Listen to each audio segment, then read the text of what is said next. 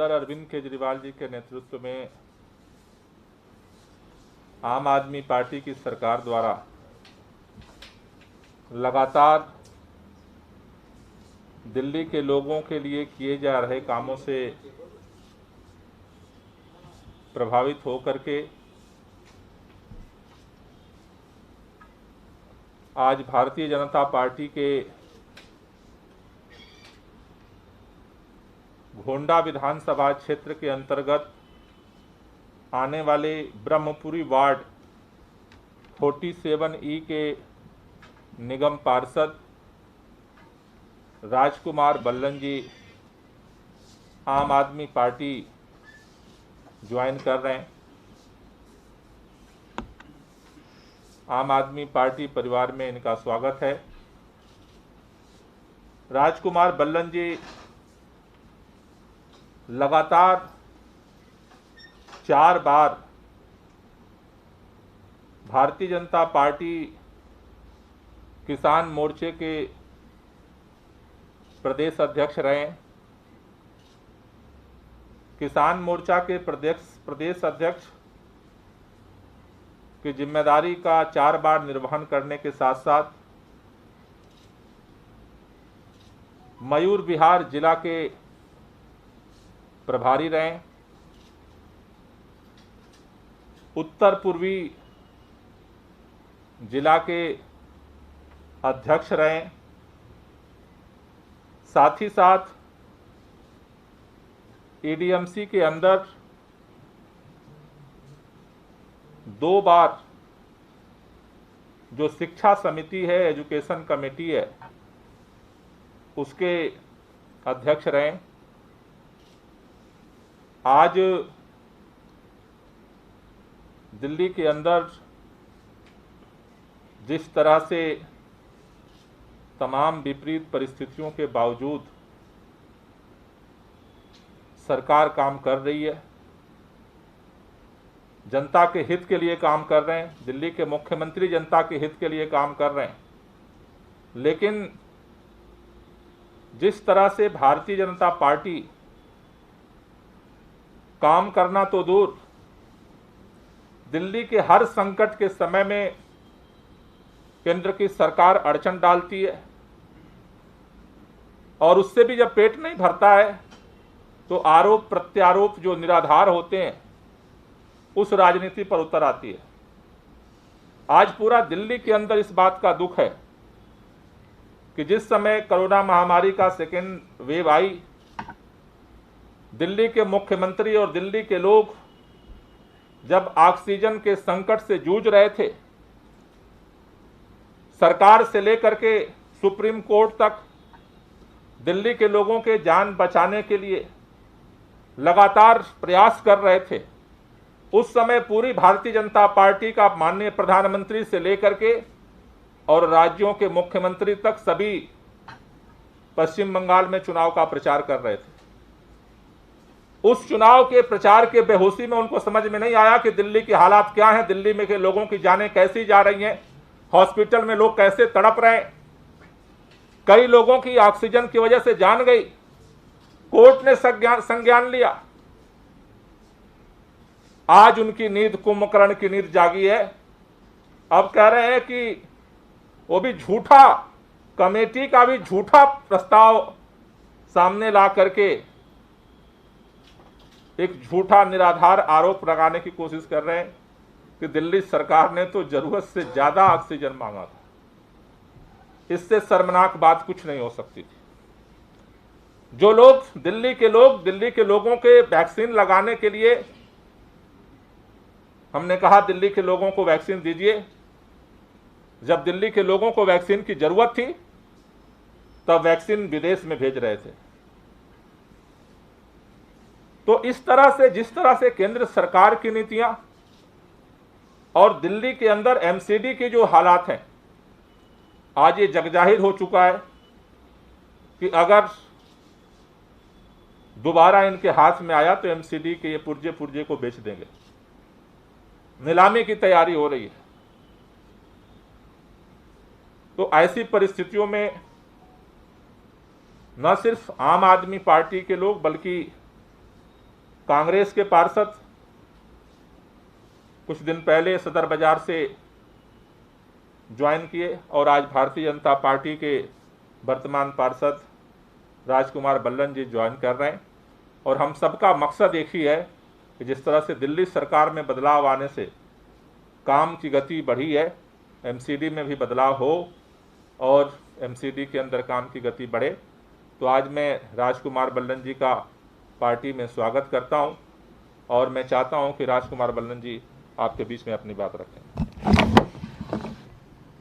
नमस्कार जी, बहुत बहुत आभार आपका माननीय गोपाल राय जी। आपने मुझे आम आदमी पार्टी को परिवार का हिस्सा बनाया और आज मैं धन्यवाद करना चाहता हूं गरीबों के मसीहा और एक अंतर्राष्ट्रीय स्तर पर एक विश्वास पैदा करने वाले अरविंद भाई केजरीवाल जी का, जिन्होंने पिछले गत वर्षों से उन लोगों में अपना विश्वास जताया जिनको पिछड़े गरीब निर्धन लोगों को, जिनको विश्वास की बहुत आवश्यकता थी, वो राजनीतिक क्षेत्र में अपने को ठगा महसूस कर रहे थे।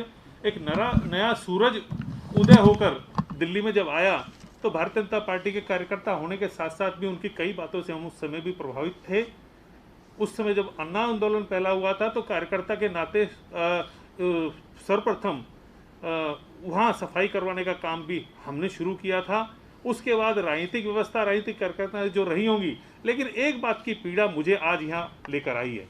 मैं भारतीय जनता पार्टी का फाउंडर मेंबर हूँ 1980 से लेकर आज तक, लेकिन मैं उस भारतीय जनता पार्टी का सदस्य था जिसमें अटल बिहारी आडवाणी और मुरली मनोहर जैसे सैद्धांतिक लोग थे। जब कभी कांग्रेस सरकार में रहते हुए और वो विपक्ष में रहते हुए कोई विषय चाहे राष्ट्रीय स्तर का हो या अंतर्राष्ट्रीय स्तर का हो तो कह दिया करते थे जो निर्णय सरकार लेगी हम उसके साथ हैं। मैं इस भारतीय जनता पार्टी को नहीं देखना चाहता जिसमें हर चीज पर बार बार राज्य सरकारों को और विशेष रूप से जहां उनकी विचार की सरकार नहीं है उनका दोहन किया जा रहा है, उनको दबाया जा रहा है और तार्किक अतार्किक तरीके से उन सुविधाओं को देने से विलंब किया जा रहा है, जिससे कि दिल्ली की जनता को और उन राज्यों की सरकारों को जहां उनके मत की सरकार नहीं है, यह नैतिकता के आधार पर भी और उनके व्यक्तित्व के हिसाब से भी देश के प्रधानमंत्री को ना तो शोभा देता है, ना उनके व्यवहार से उनके स्तर का यह व्यवहार है।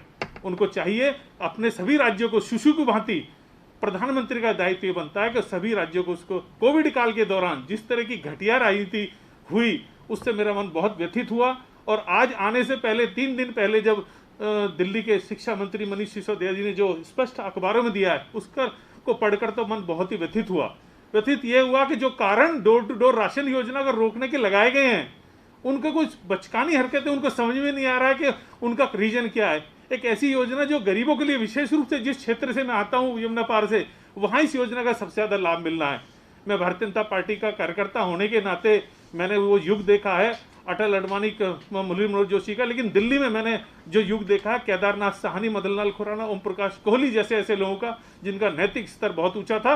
अपने विचार का समर्थन करते करते वो प्रति दूसरे विचार के लोगों का भी उतना ही सम्मान करते थे। उनका स्पष्ट मत था हम इस विचार से राष्ट्र को निर्माण कर रहे हैं, लेकिन दूसरे जो लोग कर रहे हैं वह भी राष्ट्र निर्माण कर रहे हैं। हमारे विचार अलग हो सकते हैं लेकिन सोच सबकी एक है। लेकिन आज जिस तरह बदले की भावना से राजनीति की जा रही है उस तरह से मैं वहाँ बहुत कुंठित और अपने को फंसा हुआ महसूस कर रहा था। मैं आज यहाँ बहुत दुखी मन से भारतीय जनता पार्टी छोड़कर इस नाते के एक ऐसे व्यक्ति के साथ जुड़ने की तरफ आगे बढ़ा हूँ जो गरीबों के लिए, निसहायों के लिए, उनके लिए एक विश्वास का काम कर रहा है। मैं इस मंच से आम आदमी परिवार को यह विश्वास दिलाना चाहता हूँ, नेतृत्व को, एक कार्यकर्ता के नाते जो योजना पार्टी की होंगी उनके लिए मैं एक अच्छा कार्यकर्ता बनकर दिखाऊंगा। और मैं विचार मेरा बदला इसलिए कि वहाँ मुझे सांस इसलिए घुटने लगा था कि वैचारिकता के साथ साथ जब दूसरे विचार का दमन कर दिया जाए तो उस विचार को मैं विचार नहीं बोलता, लोकतंत्र के की आड़ में छुपी हुई तानाशाही की बू मुझे आने लगी थी।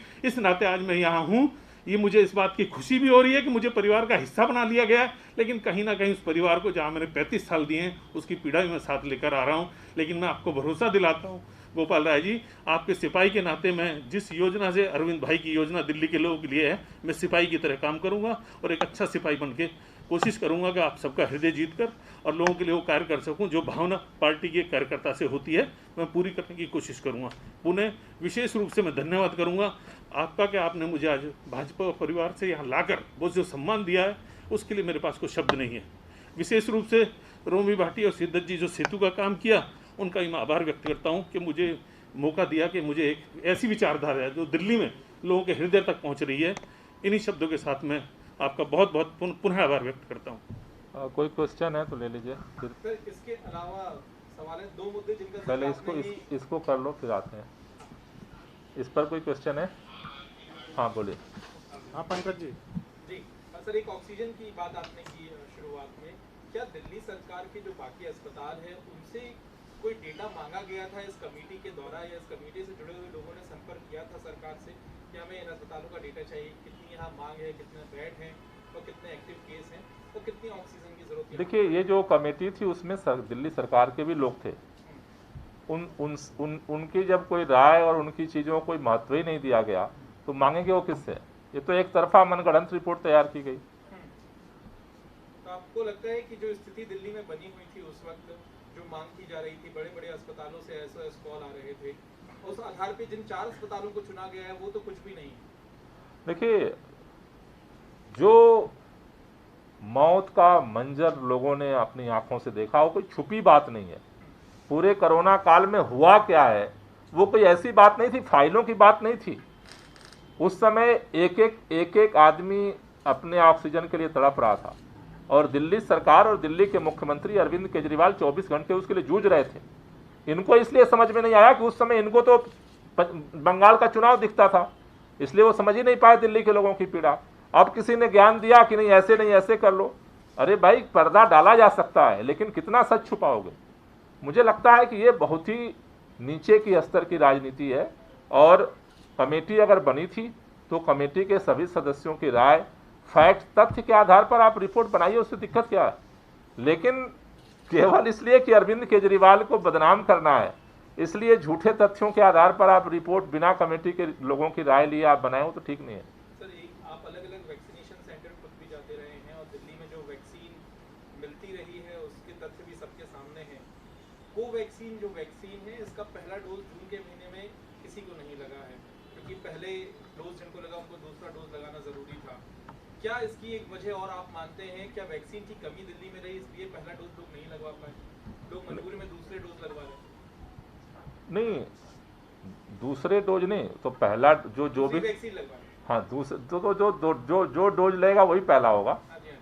देखिए, दिल्ली के अंदर वैक्सीन की कमी तो रही है। हमने जब वैक्सीन की शुरुआत हुई और उसके बाद हमने दिल्ली के सभी स्कूलों में व्यवस्था बनाई, हर वार्ड में हमने सेंटर खोले, लेकिन सेंटर तो हमें बीच में रोकने बंद हुए क्योंकि हमारे पास वैक्सीन नहीं मिली। तो मुझे लगता है कि देखिए, केंद्र सरकार कोरोना के लेकर के, चाहे वो ऑक्सीजन हो, वैक्सीन हो, इन सभी मामलों पर पूरी तरह फेल साबित हुई है और अब उससे मुंह छुपाने के लिए जिस तरह से निराधार वो कोशिश कर रहे हैं, मुझे लगता है उसकी जगह अभी भी वक्त है कि सरकार सचेत हो और आगे जो तीसरी लहर आने वाली है उसके लिए तैयारी करे। उसके लिए तैयारी करने से समाधान होगा, पीछे के अनावश्यक और निराधार तथ्यों पर केवल बयानबाजी से समाधान नहीं होगा।